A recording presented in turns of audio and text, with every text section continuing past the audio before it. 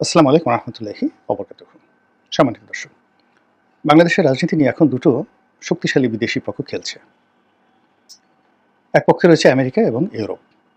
সঙ্গত কারণে তারা বর্তমান সরকারকে সমর্থন দিতে চাচ্ছে এবং দীর্ঘমেয়াদে সরকার থাকুক, এবং এই সরকারের মাধ্যমে তাদের যে কাঙ্ক্ষিত মাকাম রয়েছে, অর্থাৎ গন্তব্য রয়েছে বাংলাদেশকে কেন্দ্র করে, দক্ষিণ পূর্ব এশিয়াকে কেন্দ্র করে, বে অফ বেঙ্গলকে কেন্দ্র করে, সেই জিনিসগুলো তারা বর্তমান সরকারকে নির্ভরযোগ্য মনে করছে।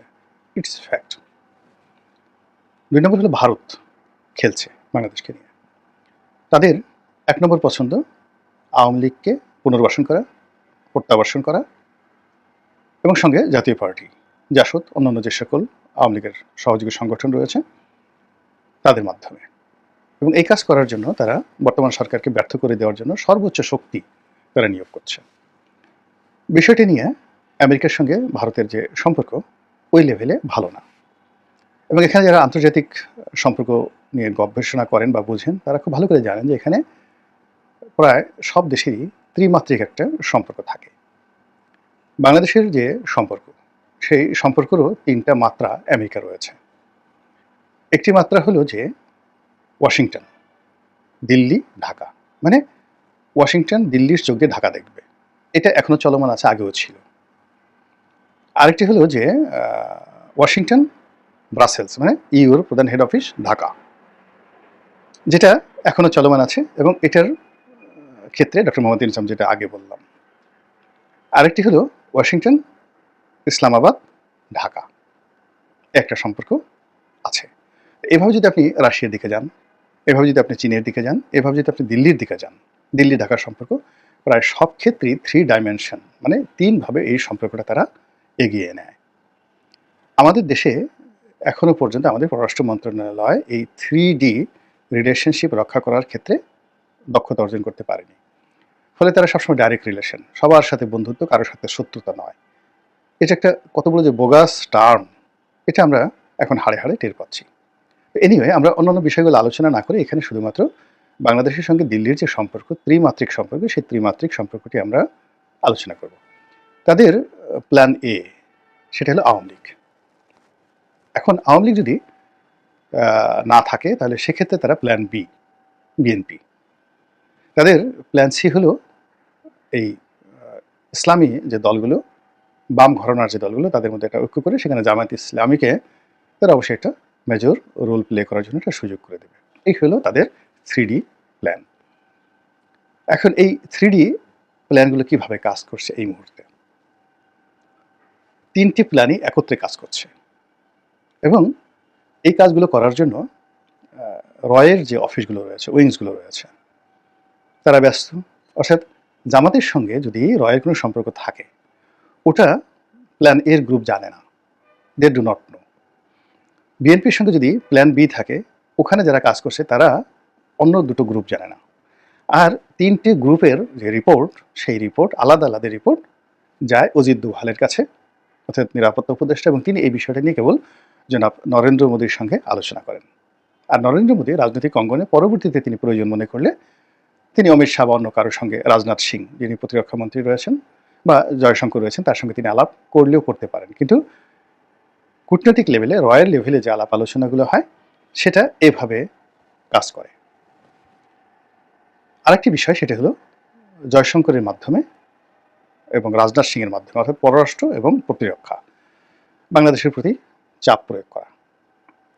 এখন সেই চাপ বিএনপির উপর হচ্ছে, আওয়ামী লীগের উপর হচ্ছে। আওয়ামী লীগকে যে খুব চুম্বন করা হচ্ছে তা নয়, তাদেরকে দিল্লিতে টাইট দেওয়া হচ্ছে, কলকাতাতে টাইট দেওয়া হচ্ছে, বাংলাদেশে তো যারা দড়ির উপর আছে তাদেরকেও টাইট দেওয়া হচ্ছে। বলা হচ্ছে তোমাদের ভুলের কারণে এগুলো হয়েছে, আমরা তোমাদেরকে কি না করেছি, 3টি নির্বাচন করে দিয়েছি তোমাদেরকে, সেই খুশির জন্য, তোমাদের সার্ভাইভের জন্য আমরা যে ছিটমহল চুক্তি করেছি, এবং ছিটমহল চুক্তির মাধ্যমে প্রায় 20,000 একর জমি নজিরবিহীনভাবে আমরা তোমাকে দিয়েছি, ট্রানজিট চুক্তি করেছি, কত কিছু করেছি তোমাদেরকে দেওয়ার জন্য।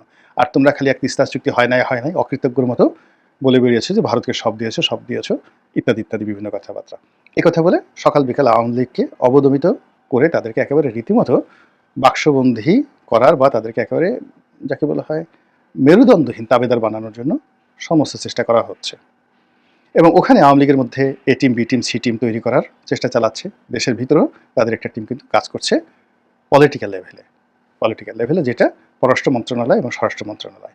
আর গোয়েন্দা যে কাজগুলো করছে তারা সংগঠিত করছে। এই গেল একটা। এরপর হলো যে বাণিজ্যের যে চাপ এবং তার সঙ্গে সঙ্গে কূটনৈতিক চাপ, এটাও কিন্তু ভারত দেওয়ার চেষ্টা করছে এই ৩টি গ্রুপকেই, যাদেরকে নিয়ে তারা খেলছে। তো অন্যান্য বিষয়গুলো আলোচনা না করে এই মুহূর্তে শুধুমাত্র বিএনপিকে নিয়ে আলোচনা করব, জামাতকে নিয়েও নয়। এর কারণ হলো, আপনি দেখেছেন যে জামাতের সঙ্গে ভারতের সম্পর্কের যে বিষয়গুলো নিয়ে সারা বাংলাদেশে তোলপাড়। জামাতের যারা দীর্ঘদিনের বন্ধু, পরীক্ষিত বন্ধু, যারা চায় জামাত ক্ষমতায় আসুক, তারা অনেকেই জামাতের এই ভারতমুখিতার কারণে ত্যক্ত বিরক্ত। আবার অনেক সোশ্যাল মিডিয়াতে যারা অ্যাক্টিভিস্ট রয়েছে, তারা অনেকেই বিএনপির সঙ্গে যে ভারতের সম্পর্ক দহরম মহরম, এটা নিয়ে নানা রকম নেতিবাচক যে তথ্য উপাত্ত সহকারে নানা রকম প্রচারণা এবং প্রোপাগান্ডা তারা চালাচ্ছেন। কিন্তু বিএনপির পক্ষ থেকে একেবারে কোনো প্রতিক্রিয়া দেখানো হচ্ছে না, কোনো কিছু বলা হচ্ছে না। ফলে জনমনে ভীষণ রকম আতঙ্ক তৈরি হয়েছে। অনেকে অসম্ভব, এই জিনিসটা একেবারে অসম্ভব, কিন্তু তারপরেও অনেকে সন্দেহ করছেন। যেমন বাংলাদেশ থেকে এখন চলে গেছেন, প্রবাসে আছেন রাকেশ রহমান, একজন তরুণ নেতা ছিলেন, টেলিভিশন টকশোতে আসতেন, খুব রাপ-টাপ কথাবার্তা বলতেন। তার বাবা আমার সহকর্মী ছিলেন, আমাদের সঙ্গে এমপি ছিলেন। তার আগে তিনি সরকারি কর্মকর্তা ছিলেন, জয়েন্ট সেক্রেটারি ছিলেন, এইচ.এন. আশিকুর রহমান ওনার ছেলে। ওনারা ধনী, ব্যবসা বাণিজ্য করে বেশ সচ্ছল।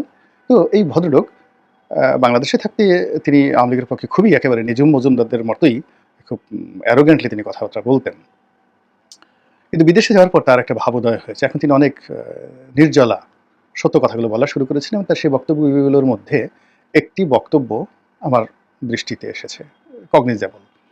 সেটি হলো যে বিএনপির সঙ্গে আওয়ামী লীগের সম্পর্ক হবে, সমঝোতা হবে, এটা যারা বদ্ধ উন্মাদ এবং পাগল তারা ছাড়া অন্য কেউ বিশ্বাস করবে না। সময়ের প্রয়োজনে ক্ষণেকের তরে আওয়ামী লীগকে বিএনপি একটু ছাড় দিতে পারে, প্রয়োজনের তাগিদে, অর্থাৎ জামাতকে ভয় দেখানোর জন্য, অথবা পিঠ বাঁচানোর জন্য বিএনপিকে আওয়ামী লীগ ছাড় দিতে পারে। যেমন ইদানিং বেগম জিয়াকে নিয়ে, জিয়াউর রহমান সাহেবকে নিয়ে, তারেক জিয়াকে নিয়ে কোনো রকম বাজে কথা আওয়ামী লীগের কোনো নেতা বলছেন না বিদেশ থেকে, এমনকি শেখ হাসিনাও না।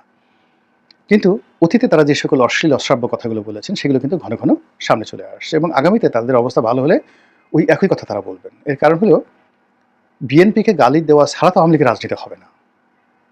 তাদের রাজনীতি করতে হলে বিএনপিকে গালি দিতে হবে, জামাতকে গালি দিতে হবে। একই টেবিলে বসে যদি জামাতের আমির শেখ হাসিনা খাওয়া দাওয়া করেন, কিন্তু ওখানে বের হয়ে রাজনীতির স্বার্থে একে অপরকে গালি দিতে হবে, নাহলে রাজনীতি হবে না।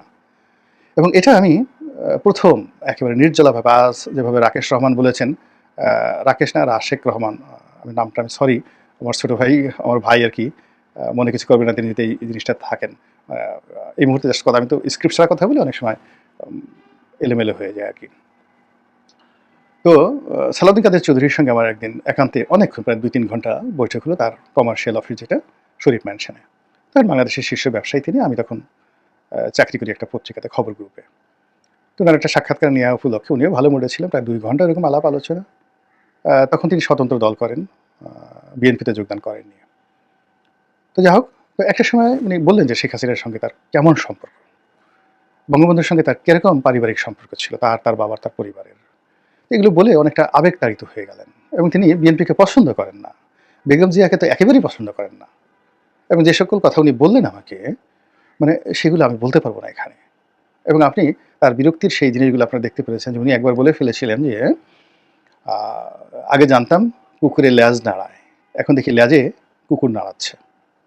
এবং বিএনপি তখন ক্ষমতায়, তারেক রহমানকে ইন্ডিকেট করে, বেগম জিয়াকে ইন্ডিকেট করে এত বড় কথা সালাউদ্দিন কাদের চৌধুরী সেটাকে বলতে পারতেন না। তো উনি যখন এই কথা বলেছেন, তার বহু বছর আগে আমার সঙ্গে যখন ওনার কথা হলো, তিনি বললেন যে দেখো, শেখ হাসিনার বিরুদ্ধে কথা বলা ছাড়া আমার রাজনীতি নেই, আমার রাজনীতি টিকবে না। ওনার ছত্রছায়ায় গেলে আমার রাজনীতি টিকবে না। এটা শেখ হাসিনা জানে। আমি যে গালাগালি করি, এটা শেখ হাসিনা জানে। আবার আমি বেগম জিয়াকে পছন্দ করি না, বিএনপিকে পছন্দ করি না, আমার সঙ্গে কোনো মিল নাই, কিন্তু রাজনীতির সাথে আমাকে বিএনপিতে যোগদান করতে হবে। যদি কোনোদিন আমি আমার দল বন্ধ করে বিএনপিতে যোগদান করতে হয়, বিএনপি, আমি তো জাতীয় পার্টিতে গেছি, আমি পারিনি। বিকজ রাজনীতির একটা লাইন রয়েছে, সেই লাইনের বাইরে আমি যেতে পারবো না। দেখেন সালাউদ্দিন কাদের চৌধুরী যে কাজটা করেছে, ঠিক একই কাজ কিন্তু মতিয়া চৌধুরী, সঞ্জয় সেনগুপ্ত করেছেন। তারা দুজনেই শেখ হাসিনাকে পছন্দ করতেন না, বঙ্গবন্ধুকেও পছন্দ করতেন না, আওয়ামী লীগকে তো নাই। কিন্তু রাজনীতির যেটা লাইন আপ রয়েছে, তাদের যে লাইন আপ রয়েছে, সেই লাইন আপে তাদের আওয়ামী লীগের কোনো বিকল্প অন্য কোনো দল তাদের ছিল না। ফলে তারা আওয়ামী লীগ রাজনীতি করেছেন, কিন্তু জীবনের শেষ দিন পর্যন্ত আওয়ামী লীগও তাদেরকে ভালোবাসেনি, তারাও আওয়ামী লীগকে ভালোবাসেনি, কিন্তু একই ঘরে তারা সতীনের মতো থেকে গেছেন। সালাউদ্দিন কাদের চৌধুরীর একই অবস্থা।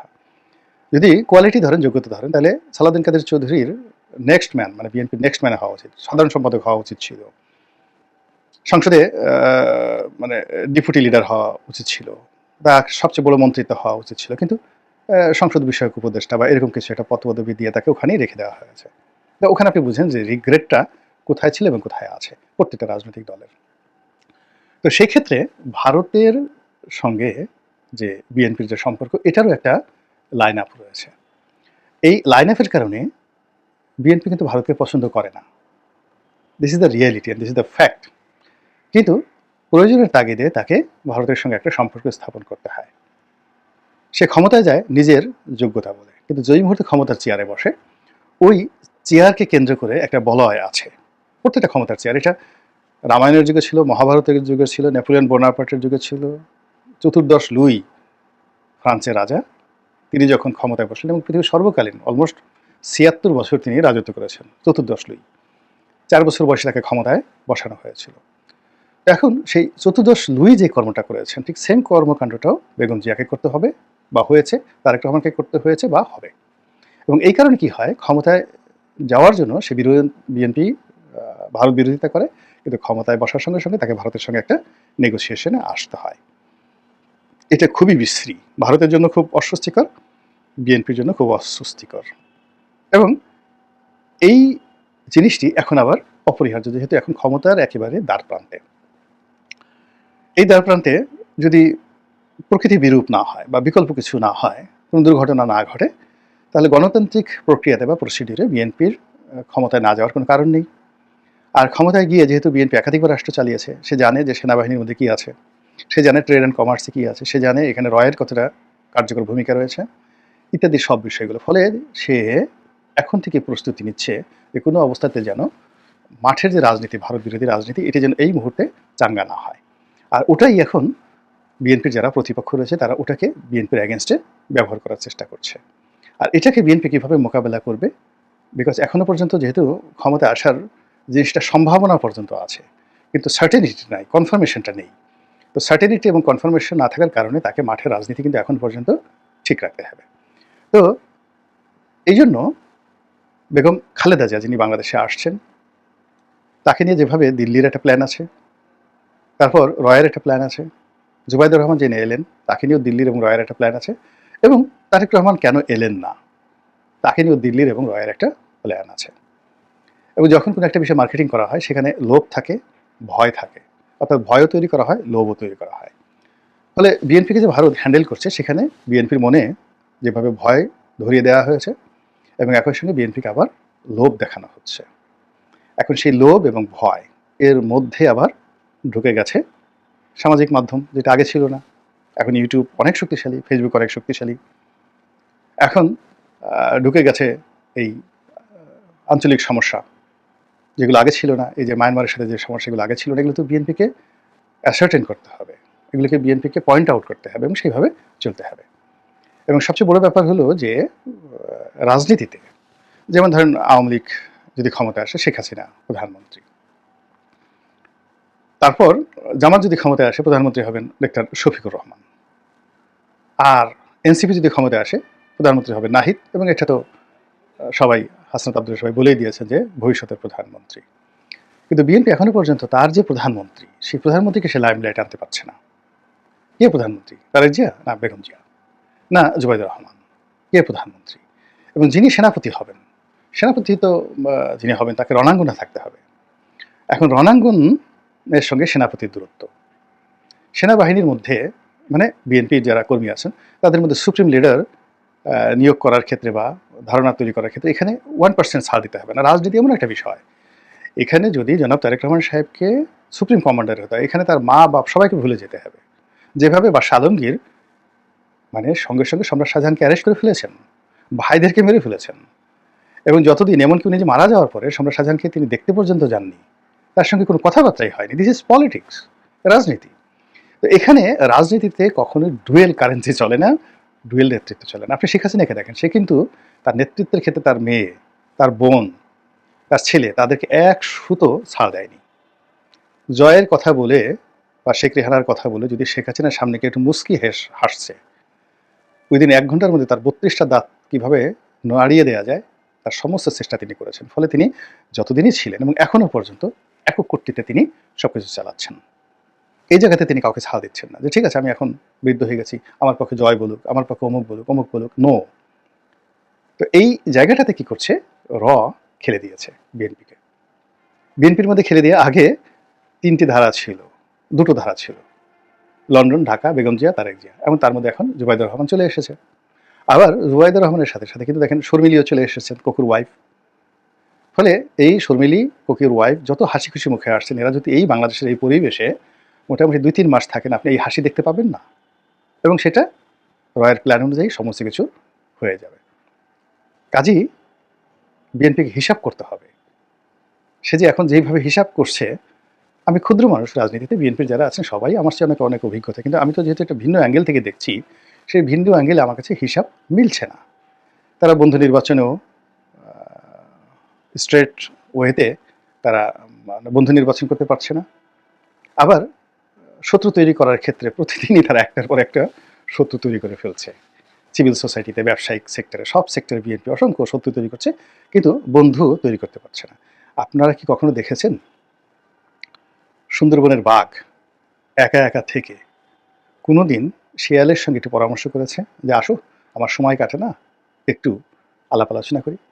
কিংবা ওই যে সজারু, এখন বাঘের যে বাচ্চা খেলাধুলা করবে, একটা বাচ্চা খেলাধুলা করবে, সঙ্গীর সাথে পাচ্ছে না, তো একটা সজারুকে ধরে এনে বাঘের বাচ্চার সঙ্গে খেলতে দিয়েছে কোনো বাঘ বা বাঘিনী। এরকম দৃশ্য দেখেছেন? কখনোই না।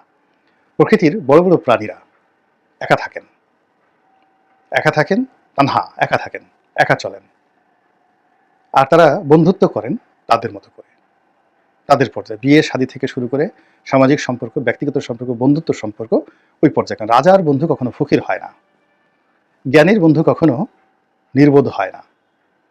এই জিনিসগুলো বুঝতে হবে, যেটা ইতিহাস প্রমাণিত। দুর্বল কখনো শক্তিশালীর বন্ধু হতে পারে না। তো এরকম যে জিনিসগুলো রয়েছে, বিএনপির যারা বন্ধু হবে, আওয়ামী লীগের যারা বন্ধু হবে, মানে বন্ধু হতে হলে ঠিক ওই রকম যোগ্যতা সম্পন্ন সমপর্যায়ে হতে পারে। আদারওয়াইজ শত্রু থাকতে হবে, অথবা জুতা টানা পার্টি থাকতে হবে, এর বাইরে হবে না। তো সেই জায়গাগুলোতে বিএনপির যে কর্মকাণ্ড, রাজনৈতিক যে কর্মকাণ্ড, সেই কর্মকাণ্ডের মধ্যে যা কিছু হচ্ছে তাতে শুধু বিএনপির যে অবস্থান সূর্যের কেন্দ্রে যদি থাকতো বা চন্দ্রের কেন্দ্রে থাকতো, তারা নামতে নামতে নামতে নামতে এখন কি বলবো, মানে এই ঢাকা শহরের একেবারে সবচেয়ে যে নিচু জায়গা আছে খানাখন্দ, সেখানে তারা প্রচণ্ড গতিতে চন্দ্র থেকে ছুটে আসছে উল্কা গতিতে। আর এই গতি নিয়ে ক্ষমতার কাছাকাছি যাওয়া বা রয়ের মতো একটা শক্তিশালী প্রতিষ্ঠান, মোসাদের মতো একটা শক্তিশালী প্রতিষ্ঠানের সকল চক্রান্ত ভেদ করে কাঙ্ক্ষিত মাকামে পৌঁছা এত সোজা নয়। আল্লাহ আমাদের সবাইকে হেদায়েত দান করুন এবং হেফাজত করুন। আসসালামু আলাইকুম রহমতুল্লাহি ওয়া বারাকাতুহু।